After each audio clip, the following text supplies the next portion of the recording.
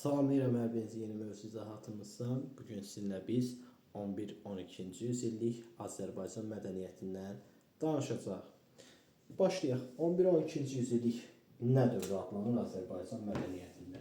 Bu dövr Azərbaycan mədəniyyətində İslam intibahı dövrü adlanır. İntibah nədir? İntibah sözünün mənası oyanış deməkdir. Yadda saxlayaq. Ümumiyyətlə 11-ci yüzillik və 12-ci yüzillik Azərbaycan üçün belə deyək, daha belə mübarizəsiz keçmiş, xüsusilə Atabəylər dövlətinin mövcud olduğu 12-ci yüzilliyin ikinci yarısı dövründə Azərbaycanda həm mədəni, həm iqtisadi inkişafdan ötəri mühüm bir belə deyək ki, şərait yaranmışdır.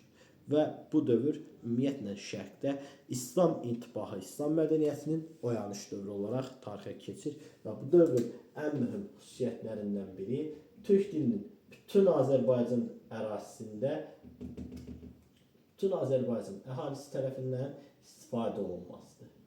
Artıq türk dili bu dövrdə bütün Azərbaycan əhalisi tərəfindən bilinir və istifadə olunurdu. Türk dili vahid ünsiyyət vasitəsinə çevrilmişdir. Bildiyimiz kimi türklərin ikinci axını nəticəsində Şimali Cənublu Azərbaycanda türk dili vahid ünsiyyət vasitəsinə çevrilir. Ancaq artıq bütün Azərbaycan əhalisi Azərbaycan dilində danışır. Belə ifadəni işləyəndə biz neçənci əsr götürürük bunu? 11-12-ci yüzillik. Nə dövrü? İslam intibahı, yəni İslam oyanışı dövründə. Baxaq bu dövrün bizim alimlərimizdən kimləri tanıyırıq? Məkkə Əl-Bərdəyi var bu dövrdə. Məkkə Əl-Bərdəyi bizim filosofumuzdur. Bu dövrdə var Fazil Fəriddin Şirvani. Bunların adlarını yazmağa lövhədə mən hər səfərində yazsam xeyli vaxt deyirəm, qulaq asaq. Bunlar sadəcə sırf əzbərə dayanan bir şeylərdir. Fazil Fəriddin Şirvani bu dövr üçün astronomumuzdur. Ulduz cədvəli hazırlayıbdır. Məkkə Əl-Bərdəyi filosof, elm xadimimizdir. Bu dövrdə Bəhmənyar İbn Mərzban var. Dövrün məşhur fəlsəfə elmi ilə məşğul olan, filosof olan İbn Sinanın tələbəsi olubdur Bəhmənyar İbn Mərzban və özü də bir filosof idi. Davam edək, bu dövrdə bizim Xətib Təbrizimiz var. Xətib Təbrizi kimdir? Azərbaycanlı bir müəllimdir. Düşünün ki, Bağdadın, şərqin ilk mədrəsəsi olan, şərqin ilk universiteti olan Nizamiye mədrəsəsində 40 ilə yaxın müəllim kimi işləmişdir Xətib Təbrizi. Bundan başqa bu dövrdə Azərbaycan ədəbiyyatında tanınmış şəxslərin içərisinə aid edə bilərik biz. Nizami Gəncəvi Xəmsəsi ilə tanıyırıq. Əfsələddin Xaqani, o Azərbaycan dilində ilk poemanın yaradıcısıdır. Məhsədi Gəncəvi öz belə deyək, rübailəri ilə tanınır bu dövrdə. Rübai şeirin dövrüdür. Qətran Təbrizi haqqında danışmışdıq yadınızdarsa. Qətran Təbrizi də bu dövr Azərbaycan mədəniyyətinə aid olan ədəbiyyatçılarımızdan biridir. Və bunlardan başqa Eynəl-Quzat Miyanəçi var bu dövrdə. Fəlsəfə ilə məşğul olur. Biraz belə deyək, din barədə fərqli düşüncələrə malik olduğuna görə 33 yaşında, gənc yaşında zamanı belə deyək, mollalar tərəfindən bıçaqlanaraq öldürülüb. Dövründən biraz qabaq fikirləşib, fikirləri biraz o dövrün müsəlman alimləri üçün qəbul olunmaz olub və kafir olaraq öldürülübdür. Belə bu dövrün alimləri haqqında bu kimi məlumatlar verdik. Baxaq bizim üçün burada ən əsas bizə lazım olan şəxs Memar Əcəmi. Memar Əcəmi kimdir? Memar Əcəmi Şəmsəddin Eldənizin dövründə yaşayıb, Atabəylər Eldənizlər dövlətində belə deyək ki, memar olub. Mühəndislər şeyxi ləqəbi ilə tanınır. Bu mühəndislər şeyxi həmçinin Azərbaycanda Naxçıvan memarlıq məktəbinin əsasını qoyub. Memarlıq məktəbi, yəni yeni bir memarlıq üslubundan istifadə olunur.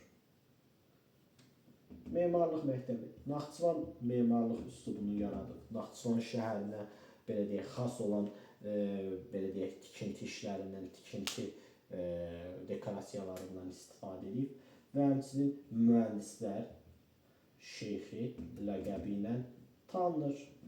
Deməli, mühəndislər şeyxi Naxçıvan memarlıq məktəbinin müəllifidir və həmçinin gəlin baxaq elə Memar Əcəmi haqqında danışırıqsa onun düzəltdiyi tikililərə. Naxçıvanda Möminə Xatun türbəsi. Naxçıvanda Eldənizlərin sarayı, Dövlətxana sarayı yəni. Yusif ibn Küseyir məscidi. Bundan başqa vurğulaya bilərik biz onun üçün Naxçıvan məscidi. 5 ədəd elədimi? Səhv eləmirəmsə 5 ədəd elədi. Deməli, Məmnə Xatun türbəsi, Dövlətxana sarayı, Naxçıvan məscidi, Yusif ibn Küseyir məscidi, bu kimi tikililər müəllifi memar Əcəmi olmuşdur. Baxın, bundan başqa 12-ci əsr qalaları və 12-ci əsr digər tikililəri. 12-ci əsr qalalarına Bakıda Mərdəkan qalası, Ağsu çayı sahilində Buğurt qalası, Şamaxıda Gülüstan qalası və həmçinin bir ədəd də bizim qalamız var, təbii ki, Qız qalası. Qız qalası yadda saxlamaq lazımdır, 11-12-ci yüzilliyə aiddir, Məsud Davudoğlu tərəfindən inşa olunmuşdur. Tamam. Sırf uşaqlar, bu memarlıq elə bir şeydir ki, yəni burada izah veriləsi elə də geniş bir şey olmur. Memarlıq dövrləri əsasən Azərbaycan mədəniyyətini sırf açıb gərək ki öyrənəsiniz və əsas da memarlıq sualları necə düşür? Tutalım, sual verir ki, 13-cü yüzilliyə aid olan memarlıq nümunəsi deyil. Sən orada adları çəkilən bütün memarlıq nümunələrinin hansı əsrdə aid olduğunu əzbərə bilməlisən. Və yaxud da ki, xəritə salır. Xəritədə deyir, Gülüstan qalası hardadır? Gülüstan qalasının sən Şamaxıda olduğunu bilirsən və Şamaxıda olduğuna görə xəritədən Şamaxını seçməyə çalışırsan.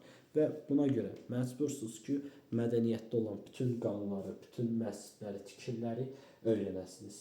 Bu dövrdə baxaq, 12-ci yüzilliyə aid digər Sınıq qala məscidi var, tikililərə aid.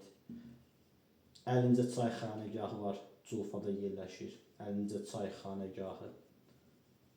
Var bu dövrdə bizim 11-12-ci yüzillik yazaq bura.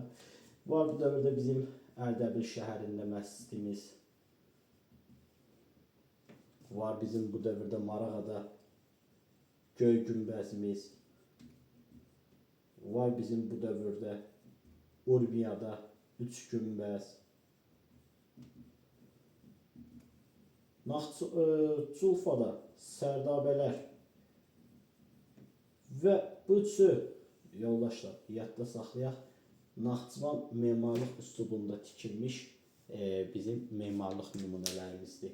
Marağada Göy günbəz, Urmiyada 3 günbəz, Culfada Sərdabələr Naxçıvan memarlıq məktəbinə xas olan xüsusiyyətləri ilə seçilirlər və ona görə də Naxçıvan memarlıq məktəbinə aid tikililərimizdir bizim bu dövrdə mövcud olan. Azərbaycanın 12-11-ci yüzilliklərdəki mədəniyyət haqqında bu qədər. Bizim sadəcə buradan bilməli olduğumuz əsas şeylər bu dövr İslam intibahı dövrüdür. İntibah oyanış deməkdir. İntibahın yaranmasının səbəbi Atabəylər dövləti dövründə Azərbaycanda yaranan əlverişli şəraitdir. Və bu əlverişli şəraitdən, sülh şəraitindən Azərbaycanda iqtisadi və həmçinin mədəni həyatda oyanış baş vermişdir.